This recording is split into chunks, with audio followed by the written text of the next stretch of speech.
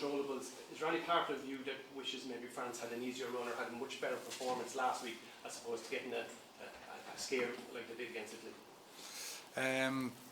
Yeah, part of me when I was watching it was thinking that.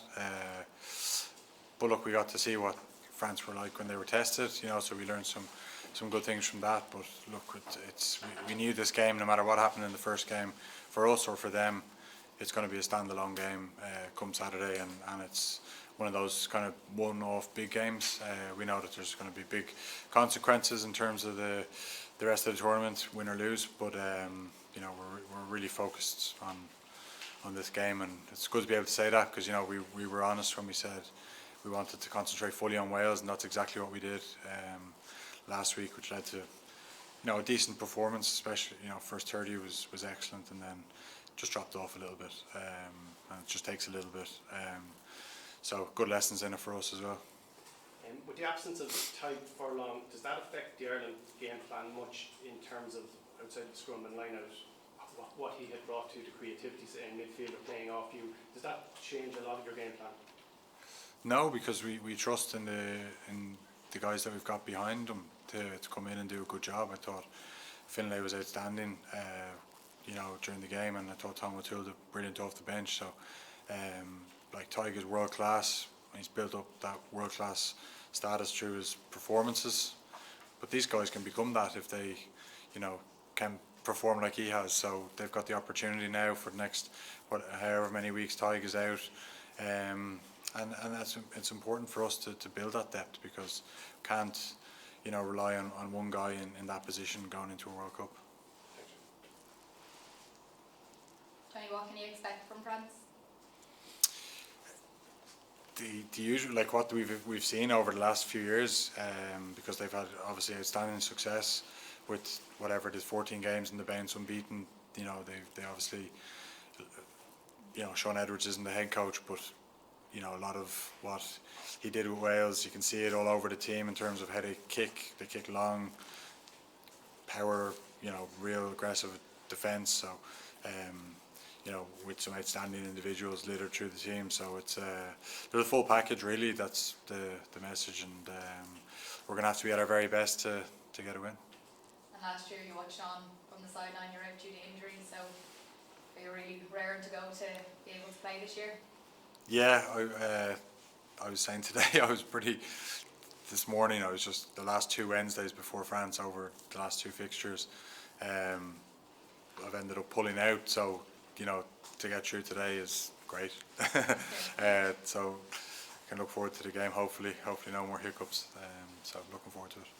I read something funny today in Rugby.ie, or .co.uk, sorry, about Six Nations referees and who the toughest players are to referee. Luke Pearson named you. He said that you've had a few run-ins and that you're a top player, but you push your luck on the field.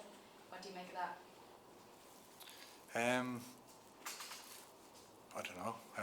Do you think you push your luck? No, I just try and do what I think is right at the time. You know, obviously I can get caught up in the heat of the moment. Of course, you make mistakes. I didn't have any, you know, issues with Carl, and so maybe, you know, the decisions that, you know, I was happy when Carl was penalising us when we were giving away stupid penalties. I was happy when he was penalising them, because that's their job, and that's all. You know, if I feel they've missed something, I can get a bit agitated, and it's only for my team that I you know, feel for. So yeah, look, things happen on the pitch, and off the pitch I'd like to think that I can get on well with them, and that's the main thing really. Yeah, you sort of have to have a bit of that in you to be a captain of a team. Well, you have to control it at times, definitely. You know, there's been times where I've stepped over the mark too much, definitely. You know, there's been times where I've got it perfect. When you get it good, you know, you're never going to make headlines for getting it good. You're only going to, so you could have 10 games, there's no issues, and then you do once, and then it's all over the place. And you go, well, why didn't anyone report about it when it was good? So, yeah, it's just the way of the world. Thanks. Johnny, you mentioned then their unbeaten record, your unbeaten home record is number 1 against number 2 ranked teams in the world. Inside camp, does this feel like a blockbuster week? Of course, yeah. It feels like a huge game, and it is a huge game. So there's no point in saying anything otherwise. You know, it's not, you can't just come in here and say, oh, it's just another game, because it's not. It's one that we've waited a long time for. I'm sure, you know, they want to come. I've read that they want to come and have this test to come to the Aviva and try and overturn us. So yeah, look, it's a huge game. Ireland, of course, haven't beaten France in 3 Six Nations years now. It seems like Ireland have beaten everybody else in that time. Why do you think it is that Ireland haven't beaten France in so long? Not sure. Each game was kind of different in their, you know, obviously one of them was COVID, or 2 of them were in COVID, and then last one, obviously away, you know, in an incredible atmosphere on a day where, you know, we could have pipped it at the end, so it wasn't too much between us in the latest encounter. Obviously in the other 2, they can score out of nothing.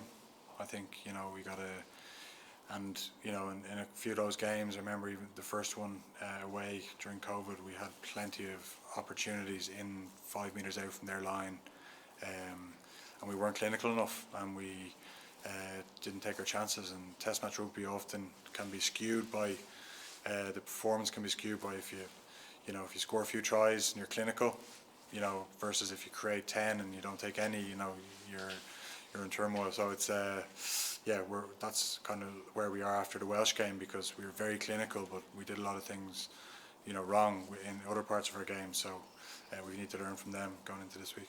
James Lowe said yesterday that they're bigger than Ireland, but you're fitter. What do you think could swing the balance in your favour this weekend?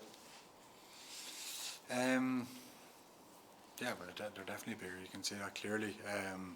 So we need to play. We need to play quick. We need to, you know, have clean ruck ball. You know, that's something that we haven't had against them over the last couple of games. If you saw how many people they threw into the breakdown last year in the Stade de France, and sometimes illegally, sometimes legally. You know, they've got some outstanding poachers.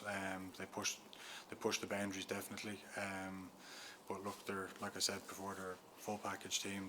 They don't really have any weaknesses. So for us, we got to play to the best of our ability and see where that gets us. Johnny, Romain Antomakis said that Ireland are comfortably favourites for this game. What do you make of those comments? Do you agree with him? I don't really mind. Like we've talked about these favourites tag. It's not something we ever mention internally. Like, you know what I mean. We've acknowledged that being number 1 in the world, you know, the public or the press will, you know, do this, or the opposition will do it. But ultimately, it comes down to the performance on the day. And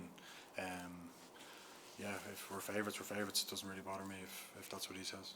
Johnny, you've had some great experiences against France, and you've had your time in France, and you've some great memories. What does a game like this make you feel? You know, when you come up against France, how do you feel going into a game like this?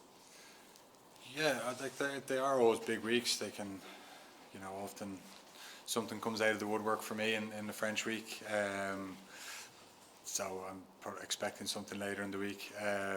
But look, it's always a big game. It's always, you know, I grew up in there watching Ireland lose to France heavily every year. So to then sort of be involved, or to see the first Irish teams beat them, and then to be part of teams beating them has been amazing. And then you know, but you still have that memory as a young kid of France coming and demolishing Ireland, and so you probably naturally feel like the underdog. At my age, probably the younger lads don't. So it's a strange mix through the squad, I think. How significant do you feel this game will be, considering you beat them in the World Cup later this year? Oh, it's not. Again, it's not something we've spoke about in terms of we're focused fully on this and making sure that we can, you know, if we did meet them in the World Cup, it would be in their home venue. So again, it would be a totally different dynamic. Whereas this is our home game, and we just want to win to progress in the championship. Johnny, do you still approach each game with that mindset? If fit, I must play, and I must play for 80. You mentioned age there. Are you at a point where you liaise with Andy and you say, look, I'll give it my best 50 or 60 here, and I'll keep a little bit in reserve for the next day? Or must it be full on every day? Well, I think if I said that to Andy, I think he dropped me as captain, dropped me out of the team. I try and train every day. Like it matters, and you know, come game day, it doesn't matter how long you last. You just go and empty the tank. Obviously, you know, I was happy to, you know, in terms of how I felt physically at the weekend. Obviously the confusion around the HIA and stuff like that, it's nothing I can control about that, but be ready to go for 80 this week if needed. Just a final one from me. Stuart McCluskey sitting in the seat a few minutes ago there, and obviously referencing the fact that there had been a 7-year gap between his first and his second Six Nations. I'm wondering, has it surprised the likes of you that we haven't seen more of him in an Ireland shirt, and in turn what you feel he adds? Yeah, surprised because he's the calibre of player that he is, and you see him play for Ulster, and he's probably their, you know, most impactful player, like in many ways. Like, you know, when he's playing versus when he's not playing, it's a very different team. So, but that just shows the calibre of the players that we have, and you know, Robbie and Bundy that have dominated that position for so long, and obviously Gary at 13, and so it's a testament to the guys that have been there that they've kept this guy out of the team because he's been outstanding for Ulster. So, and what does he bring to the team? You know, you saw in more at the weekend than we have before in terms of his ball carrying ability, defensive ability with turning over people. You know, that choke tackle, he's excellent at. So I think he's really grown into the role at international rugby. So it's great. Thank you very much. Okay, guys, we'll switch into the environment with